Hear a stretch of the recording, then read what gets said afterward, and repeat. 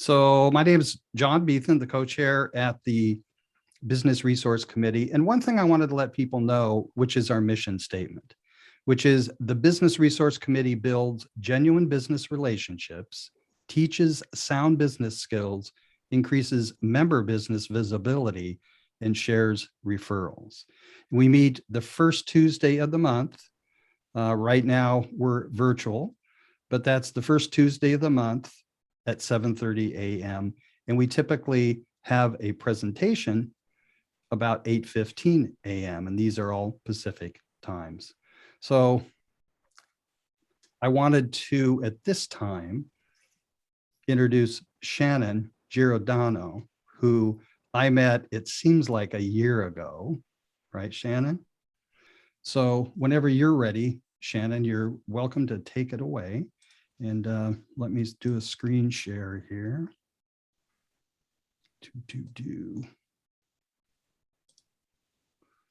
everybody see the presentation? Looks good to me. Looks good. Okay. The other thing I would ask is for people to mute yourselves, as I will do the same. Except for Shannon, don't mute yourself, okay? That wouldn't work very well. No, it sure wouldn't. All right, great. Well, thank you so much for having me. So my name is Shannon, and I have a company called Serendipity Social Media. And I'm sorry if my microphone's not great. I'm going to try to adjust a little bit. But I spend my days helping business owners and entrepreneurs try to figure out how to show up online. And this content that I'm going to share with you today is from a masterclass that I did, because I've been spending a lot of time thinking lately about how can we make it easy? How can we make it fun? And before I jump in, I just want to acknowledge the elephant in the room, and I'm sure this affected Nyla yesterday as well. Facebook and Instagram went down, and it's funny, I had people texting me, emailing me, getting in touch. My mother actually texted that she's praying for me because Facebook and Instagram were down. So it did affect my day, but I think that I talked with John on his podcast that I think that social media can be used for good. And when it is used at its best, it's to really connect people and to share things that we're passionate about, resources, products, services, all of that stuff. But it can also be used for not good, or maybe evil, but at least not good, where it can make you feel bad about yourself because you weren't invited to something, or it can, spread fake news or false information. And so I think that this is an interesting time of reckoning where Mark Zuckerberg and Facebook and Instagram are going to have to figure out how to navigate that waters. I mean, they're a business, and so what they want to do is serve people more of what they want or what they're clicking on, but I think that they have to weigh and measure what that content is. And I'm not afraid. I mean, if Facebook and Instagram go away, I really feel like something else will fill that void, and we're never going to go back to not wanting to connect in that way. So I'm actually really excited about it.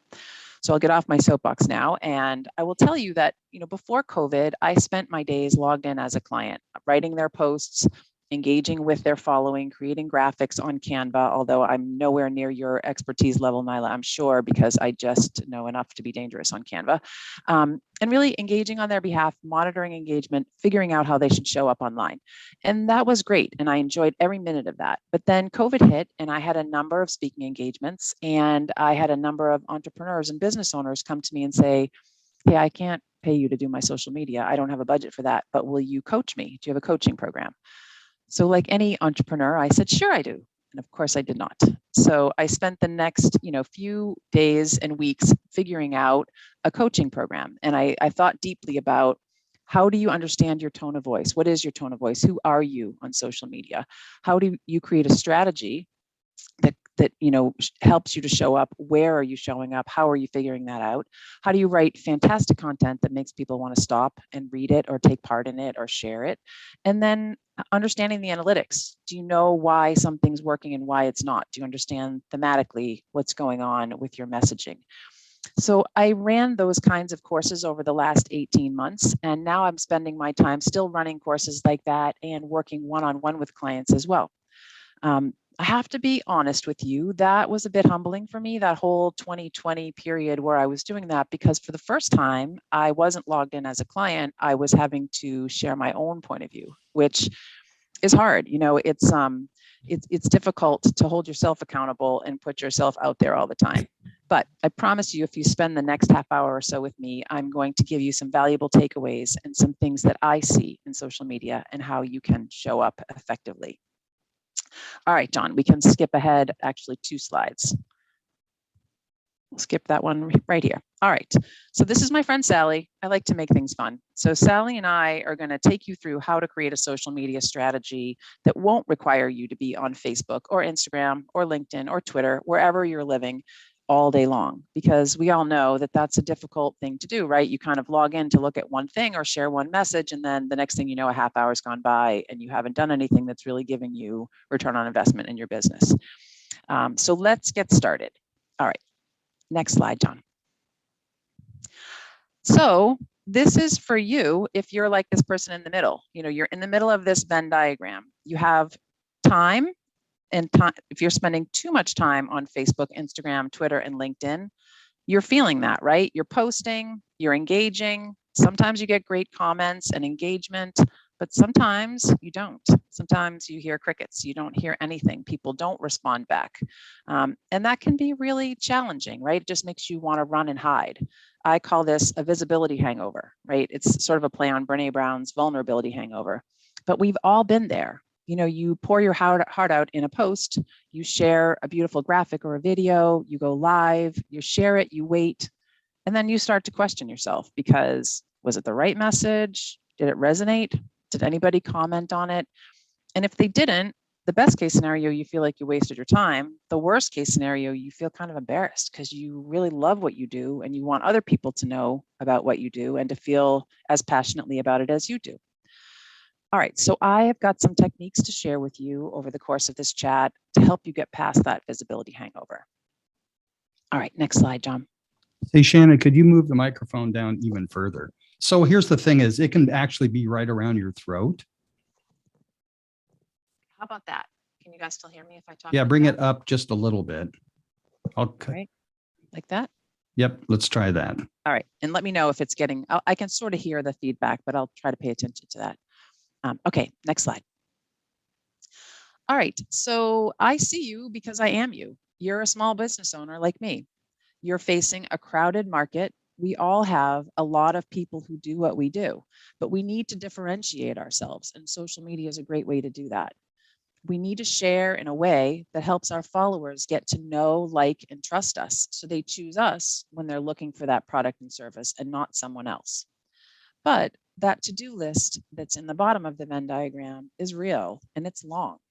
It's really hard to balance working in your business with working on your business. And if you're like me, working on your business falls to the bottom of the to-do list often. We all want to make money, and making money, the most immediate way to do that is to do the client work that we have to do and not to really be focusing on our businesses. But, you know, here's the thing. Working on your business with marketing is going to bring the next client through your door and fill that lead funnel. So if you're not doing that, then the future sales are at risk for you. So putting a social media strategy in place is going to help working on your business run like a machine so that you can focus on the fun things that you want to do rather than thinking about your marketing all the time. We all want a bit more of that, right? All right, John, next slide. So this, I don't need to tell you, keeping up is a challenge, right? Staying up to date, it can be really frustrating. See, Sally's overwhelmed there. She's really frustrated. That's the way I feel quite often as well, believe me. So social media platforms update all the time, and that is not going to change. I'm sure you all know that Instagram is trying to compete with TikTok, and they launched this, this video platform called Reels, right? So I hear from clients all the time, I don't want to be on video. I don't want to figure out TikTok or Reels. And here's the great thing, or maybe not so great, depending on your business. If your ideal clients are not on Instagram, then you don't need to figure out Reels.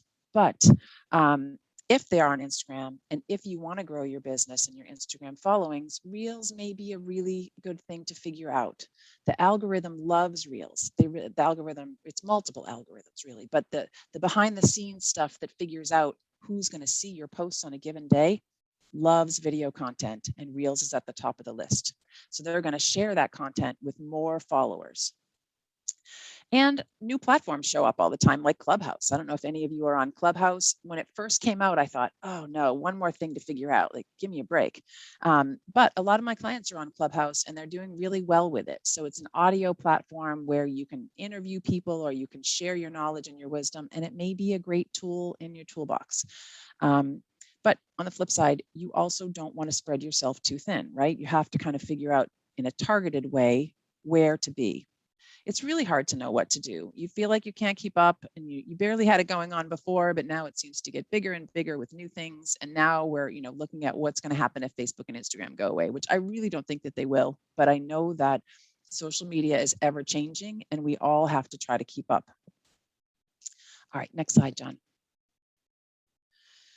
So when I ask my clients, what's your biggest challenge on social media? Every single time I hear consistency.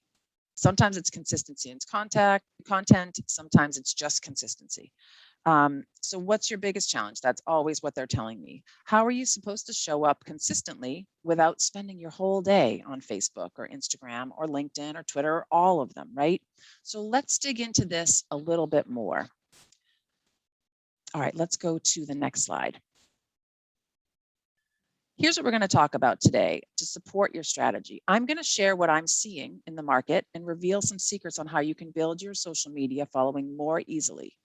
The wrong strategy, or really no strategy, because let's face it, most people have no strategy, right? Can cost you hours of time. It's frustrating to put time and energy into something and get little or no return on investment, but it happens all the time. The good news is that the right strategy can give you a lot of time. It can give you peace of mind, happiness, and ultimately profit, because that's all the reason that we're out there on social media as a business, right? And we all want some ease. That's just a thread that keeps coming up for me in my writing, and what I'm seeing out there is ease. We all want things to feel a little less stressful, a little less like this big thing sitting on my shoulders all the time. So let's talk a little bit more about that. Let's go to the next slide, John. So here's the big picture, the heart of the matter, the real, right? The average small business owner spends 6 to 12 hours each week on social media marketing. That sounds like fun to me. I think that sounds amazing, but I'm assuming most businesses don't have that much time to give. That's a lot of time spent not doing what you love to do. You know you need to be posting where your ideal clients are engaging. Otherwise, how are they going to find you? But it's time consuming, right? Even for me, sometimes I get lost in social media. I log in to do one thing for myself or for a client, and the next thing I know, 30 minutes has gone by and I've done nothing to move things forward. And I get aggravated with myself, but it does happen to me too. All right, let's go to the next slide, John. So like we talked about a little earlier, social media is ever changing and new functionality is always going to be released. These platforms are going to continually evolve because they want to make money. They're money-making businesses. I read recently that Facebook is testing Reels in overseas market. So guess what's coming to Facebook soon? So when a client says to me, I'm not on Instagram, I don't need to worry about Reels, I have to share the bad news that Reels is coming to Facebook. And if you're an early adopter, you're going to see jumps in your engagement because Facebook is going to notice and they're going to share your content more broadly. It used to be social media was all about sharing a one-line post that links over to a blog, right? And then Facebook got smart, and Instagram and LinkedIn and Twitter as well. They don't want to send you off the platform because the more time you spend on the platform, the more lucrative it is for them in their advertising budgets, right? So they want you to share longer, newsier posts. They want you to be sharing Facebook Lives. Lives and video are becoming increasingly important to reach and engagement. That's been around for a while, but it just becomes bigger and bigger constantly. Adam Mosseri, the head of Instagram, just had this whole press conference where he announced Instagram's no longer wants to be seen as a photographer's platform. Well, that's different. I mean, that's how Instagram grew, was to become a photographer platform, right? They want to compete with TikTok. So they are encouraging video, whether it's Reels or creating Instagram Lives or short video clips or longer video clips that then become an IGTV channel, which is sort of their answer for YouTube channel. All of those things are going to get you greater reach on Instagram. So it's a good idea to try to figure out which ones can you incorporate and how. And obviously you have to do it in an authentic way, a way that feels comfortable and right with your business and your tone of voice and who you are. I'm not suggesting everyone needs to be on TikTok doing those videos where they're pointing to stuff or dancing. I mean, that doesn't feel authentic for me either. So I wouldn't do that, but there are ways still to weave in how to use these video. They really are giving us the keys to the kingdom here, but we've got to use them. We've got to figure it out. All right, next slide, John. So what's a small business owner to do? As a business owner, you know you need to be on social media. You know you need to change with the times. I hear from clients all the time too that they feel like they're watching people rocking it on social media and they just can't figure out how. A lot of times clients will say to me, I'm posting every day. I'm posting all the time. It's not working. Nobody's engaging. I don't know what I'm doing wrong. So it often looks like when someone's doing it well, that's just really lucky. But I promise you, it is not. They have a system, they have a plan, they have a roadmap, they have a strategy. They know exactly what they're doing. They're not making it up as they go along. All right, next slide. All right, so before we talk strategy, let's talk goals. If you're like me, you want to be found, right? That's what we all want. So right now you're posting, you're sharing stories. Some days people are really engaging with them. You're feeling really good. Other days they're not. Sometimes you're not sharing. You forget, you get busy, you fall off the bandwagon. It's really easy to do that. It happens to me as well. All right, next slide. So after the goal of wanting to be found, the second goal is you really want posting on social media to feel easy, fun, fast, efficient, all those words. Maybe not Zen. Zen may be taking it a little bit too far, but you do want it to be fun. And creating great content is fun. And having people engage with your content feels incredibly satisfying, life affirming even, maybe close to Zen. But you love your business so much, you can't wait to talk about it in real life. Like when we do our 17 seconds on this, you can't wait to share with people what you do, right? You love it. It's what you want to talk about if you meet someone in the supermarket and they ask you what you're doing with your time. You can't wait to share it. My contention is it should be like that on social media too. So when social media is used for good, like I mentioned in the beginning, it's a connector of people. It's a platform where you're sharing resources, you're sharing ideas, you're sharing stuff that you figured out how to do that could change someone else's life because they haven't figured it out yet, or they don't even know that it exists. So that can change their lives, it can change your life, and it's going to make all of our lives better. All right, next one. So after you've got it, as easy and fun, the next goal you have is you want leads and you want to build relationships, right? You want to engage and sell to people who can't wait to work with you because they know you, they like you, they trust you, all those buzzwords, right? But they really want to work with you. It should be so easy, right? But you find yourself jumping, hopping, hoping, you got your fingers crossed. It just doesn't always work. At best, sometimes it works, and then other times it doesn't work, which leaves you feel completely baffled, right? Like, why did it work before? It's not working now. I'm not really sure what I'm doing. Why? All right, next slide, John. So if you're like me, and honestly, it does happen to me too, let me explain why it's not working. For the most part, when I talk to clients, when it's not working, it's because they don't have a plan. And really, it gets back to that. How can you get where you're going without a map? I forget. I think there's a Yogi Berra quote that was a riff on, if you don't know where you're going, you're never going to get there kind of thing. And there's a huge difference from me between sitting down at my computer or my phone and wondering what to post about rather than having a plan that tells me exactly what to do on a given day. But that plan takes the guesswork out and makes things easier. It brings that ease in so that you're not each day thinking, oh, what am I going to do today? All right, next slide. So when I launched my coaching programs during COVID 2020, I realized I wasn't carving out my own time to do the social media content calendar and posting that I was telling clients that they should do. It was really easy for me to look at what a client was doing and tell them what to do, but it was really hard to shine that light on me. So you may be like me as well. You probably aren't carving out the time to give yourself the space and grace to be creative because coming up with creative content ideas does take space and grace. You want to think of new ideas, you want to share innovative and interesting content, and you need to spend time engaging with your clients. So if you have the gift of somebody actually engaging with you, you have to hold tight to that gift and engage back. Spoiler alert, the plan and the time are truly the keys to success. All right, next slide, John. So if this sounds like you and Sally here, right? You most likely feel frustrated. You feel like everyone else knows what to do except for you, or everyone knows how to do it successfully, and somehow you're putting in all this time, but it's not working. It's like some secret was shared at the end of and you were at the end of the game of telephone, right? And you didn't get the message. Sorry, that totally dates me, but hopefully you all remember telephone. All right, next slide. And then finally, how do you know if it's working? You may not know the best way to tell what's working or not working. You may not know how to read the analytics based on each platform, because each platform does have analytics. Some are more robust than others. Facebook and Instagram have great analytics. Twitter is not bad, and LinkedIn is sort of less so. But all of them, you can piece together a picture of what is working. But then you also have to be looking at, what worked well last month, but oh well, it's not working anymore. And why did that change? What kinds of themes do you see emerge? So I've been there, and I figured out a structured approach that I'd like to share with you right now. All right, next slide. So this strategic approach is one you can use every single week. It's repeatable, and with time, it will become a habit. I call it my three-pronged approach, or this is sort of like musical chairs, three-chaired approach.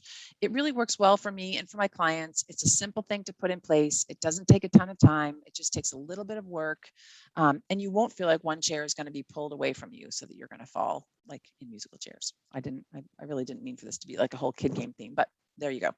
All right, John, let's move on to the first prong of the first leg of the stool, first prong.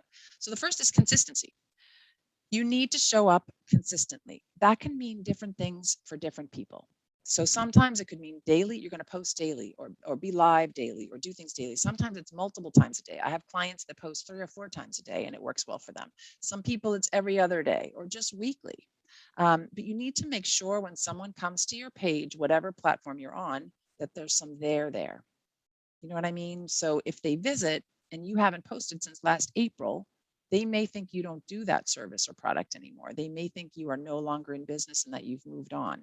And that's sort of the kiss of death for social media. It would be better to not be on social media than to be on social media and not post, since a year and a half ago, right? Secondly, you need to post consistently to give people a reason to visit again. So you want to be sure that you're not just sharing promotional offers, right? You're sharing different mixes of content, things that are, nuggets of information, educational pieces, lighthearted, fun pieces, things that people can share, things that people care about. You don't want someone to just come and look you up and say, "Wow, she's doing great." And then they come back again and they see that you haven't shared anything for a while. You want them to come and say, "Oh my gosh, she's sharing fantastic stuff. I can't wait to see what she shares next." So there are a lot of tools you can use to make that happen. Scheduling tools and calendar tools that will create the foundation of your strategy. You can show up live or you can schedule posts ahead of time with those schedules like Hootsuite, Buffer, Later. There's a ton of scheduling tools. But even when you schedule posts, you still need to engage live daily. So you should engage as yourself on other pages before, during, and after posting on your own page so that Facebook and Instagram see you as an active participant. And they're going to think, "Hey, algorithm, show this content to more people because Shannon's on fire today." So honestly, there's a lot of data that shows not only you're showing up consistently and posting different kinds of content, but you're engaging just a little bit before you post. You might be engaging during your posting, engaging after. That is going to trick the algorithm. That's the best way to get the algorithm to show your post to more people. I mean, it would be great if that happened every day. And sometimes we don't have time to do that every day, right? And so that's just the ideal scenario, consistency.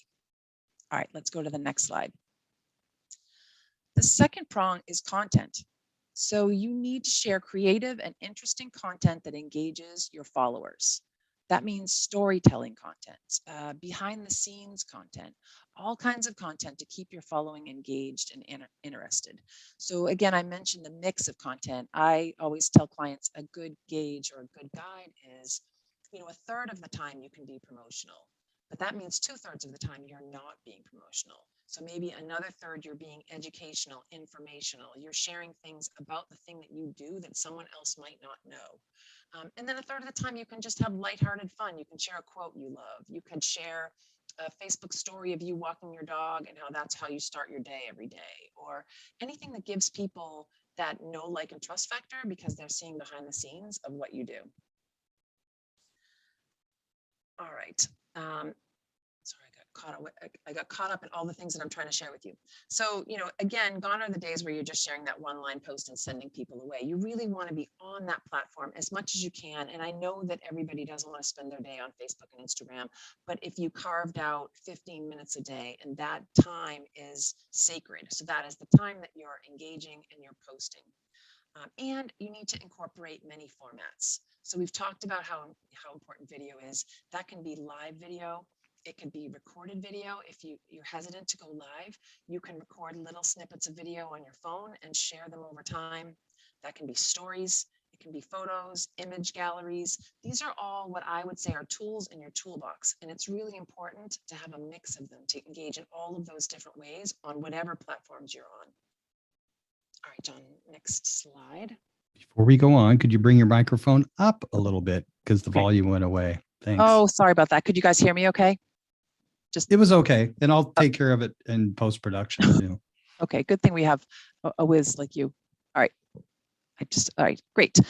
So the third prong is engagement. So by that, I think we've talked about it on other slides as well, but you need to actively engage and you need to look at the engagement analytics on each platform to understand what's working. Because really, that's what you want to do more of, right? You want to look for trends. You want to look for, sometimes it's as simple as every time I share a post and it has a picture of me in it doing something in my business, that post does really well. Other times it can be certain kinds of lighthearted, fun posts that you share. And don't be afraid if you get the best engagement on the lighthearted, fun stuff and you think that's not even about my business. It doesn't matter. It's still bringing you visibility, and anyone that engages with that has the possibility of the people who follow them to then have your content served up to them. So whatever you're sharing, getting engagement on, don't be afraid to share some of that lighthearted, fun stuff as well. Sometimes, as I mentioned, a certain type of post will do really well for a while, and then engagement starts to fall off, and you're kind of wondering why. But those things just ebb and flow over time. Sometimes something works really well, and then people start getting bored with that type of engagement or that type of content, and they want something different. And that's why you have that toolbox filled with different ways that you can interact with people. All right, the next slide, John. So this three-pronged approach has worked really well for me, and it works well for my clients. It's a simple thing to put in place, and it's so worthwhile. All right, next slide. So what happens if you don't have one of the prongs? This poor girl. It could be like trying to ride a bicycle with one wheel instead of two. I mean, I know there are unicycles out there, but I'm talking about a bicycle with one wheel. So if you don't have all of the components of that system, consistency, content, engagement, the whole thing falls down, just like this poor girl. The true secret is you really have to combine all three. So you can't just have content and then engagement if you don't have consistency, or you can't have consistency and engagement without, well, I don't know, you probably wouldn't have consistency and engagement without content, but you know what I mean? You really do have to have all three. All right, next slide. So that's what I love to do with my clients in my private and group coaching programs. The secret sauce is that we do it together. We create your roadmap, we put it in place, we monitor engagement to course correct where we need to, and we learn new things and stay up to date on all the challenges coming our way, thanks to Mr. Zuckerberg. So next slide, John. So what's next? You can do this on your own. It's not rocket science, but if you're like me, it's hard to stay on track without accountability. There's always new things coming down the pike, and that's not going to change. So my recommendation is to work with someone who will stay abreast of these changes so that you don't have to. Someone who likes to read wonky social media newsletters and listen to those podcasts, who finds out all these little tidbits. Like recently, I have been talking about hashtags for years with clients. And one part of my talk is how you can be the first commenter, put your hashtags in as the first comment on Instagram, because that will put your post back through the algorithm. Well, Instagram announced like 3 weeks ago that they don't like that anymore. So they're dinging people that are doing that. So now you need to put your hashtags back in the body of the post that you're sharing on Instagram. Now, again, this is not something that most people would care about, but for me, I was like, mind blown. Like that, I had to go back and reassess everything that I've been telling people. And platforms do evolve like that. So, find someone who can work with you, who loves to look at that stuff and who's going to be able to tell you, I know last week you were supposed to put your hashtags in as the first comment, but this week, guess what? No more. All right, so I love to work with clients where we create a strategy roadmap. We have that space and grace to create content. We have accountability to show up for consistency, and we learn new things, because one of the biggest things I've learned as a business owner is I cannot know everything. I'm sure you guys already knew that, but I remember when I first started out in my business, I thought, I have to figure everything out. I have to be good at everything. I've got to be a graphic designer and a writer, and I've got to know all these different things. I don't do that anymore. Now I bring in experts on SEO, web development, Facebook ad campaigns, copywriters. I have a whole toolbox of those people who I think are fantastic, and hopefully you do as well. All right, next slide, John. So imagine what it would be like if you had this system in place. I would love to help you create that system. And my offer to you, honestly, this is not a sales call. My offer to you is I would love to spend a half hour. I can share my calendar link and just talking about the strategy of what you're doing on social media and see what kind of ideas I can generate. It's really my jam. It's what I love to think about all the time. Honestly, I would much rather think about another business's social media strategy than my own. I still struggle with that, trying to, always think about working on my business instead of in. I like the in much better. So I will be happy to share my calendar invitation and talk with any one of you anytime. And, thank you for having me here today. This is my full presentation. I would love if you have some questions. I'm happy to stay and, talk with you and answer any questions you've got. I'm honored to have been here. So thank you. All right. Yeah, definitely great. Thank you, Question? Shannon. That was excellent. Janie, you've got a question, don't you? I don't know if I have a question yet. It takes me a while to formulate, but I took lots of notes, and I really like the way you presented that and the structure and the path you led us down. Oh, good. Thank you. Yeah, it's hard. I mean, I know you probably all struggle with this too. You always just assume that everybody knows what you know. And so then it's hard to really put the right level of detail, whether you say way too much or you don't give enough detail where people are like, I don't know what you're talking about. Yeah. Yes. And I would say consistency is definitely a downfall for me. I'm sure, that I have set up a Facebook page because you're supposed to have one, but I never put anything on there. So I guess that's a question. Should I get rid of it? I think it depends. I think if the cool thing about having it is if people Googled you or the name of your business, if you were actively posting on Facebook, that would come up high in the SEO results, and that would be one more venue for people to find you. So you might want to, instead of getting rid of it, think of a way. Is there a way that once a week you could post something, even if it was just like something you were thinking about or a quote? Or I mean, I know that's an added thing to do, but but on the flip side, maybe if nobody ever finds you on Facebook. If they always find you another way, you don't have to be on Facebook. Like everybody doesn't have to be out there. Yeah. Thank you. With consistency of engagement that you were talking about, 1 day, 1 week, 1 month, whatever it may be, do you help your clients determine what the sweet spot is to find the consistency and not overpost or underpost? Or is it based off of the specific client's audience and what industry that they're in?